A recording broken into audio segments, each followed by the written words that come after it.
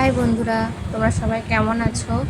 দেখো, আমি সকাল সকাল চলে এসেছি রান্নাঘরে আর রান্নাও বসিয়ে দিয়েছি। আজকে সকালে রান্না করছি মিষ্টি কুমড়ো দিয়ে আলু, পটল আর সয়াবিন ঝিঙে দিয়ে একটা তরকারি। তোমাদের দাদার ডিউটি আছে আজকে। দেখো, রান্না হয়ে গেছে, তোমার দাদা খেয়ে ডিউটিও চলে গেছে। আর হয়েছিল আলু সিদ্ধ। আর দুপুরের রান্নার জন্য সব কিছু রেডি করে নিয়েছি।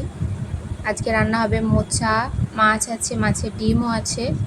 দেখো, রান্নাও কিছুটা হয়ে গেছে। পটল ভাজা আর ডাল এটা মা করে রেখেছে। আজকে রান্না করেছে মা কলাইয়ের ডাল আর পটল ভাজা।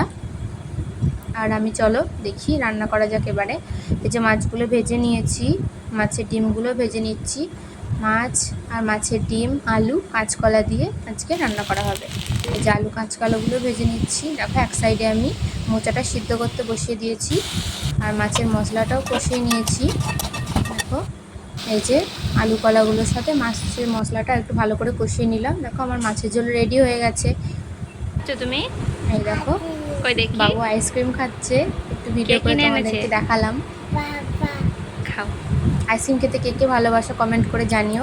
সবাই কম বেশি আইসক্রিম খেতে ভালোবাসো। আর আজকে রান্না হবে আমরা টক।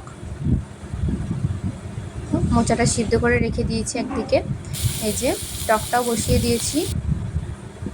টকটা ফুটে গেছে, এবার আমি মিষ্টি দিয়ে দেবো, চিনি দেবো অল্প করে একটু। এই দেখো, আমার আমড়ার টক রেডি।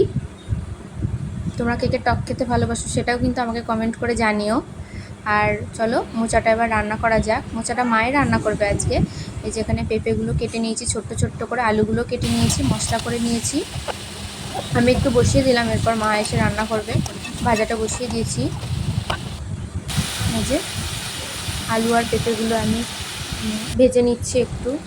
দেখো, মোচা রান্না আমার প্রায় হয়ে গেছে। তোমরা যদি মোচা রান্নার রেসিপিটা জানতে চাও তাহলে আমাকে কমেন্ট করে জানিও।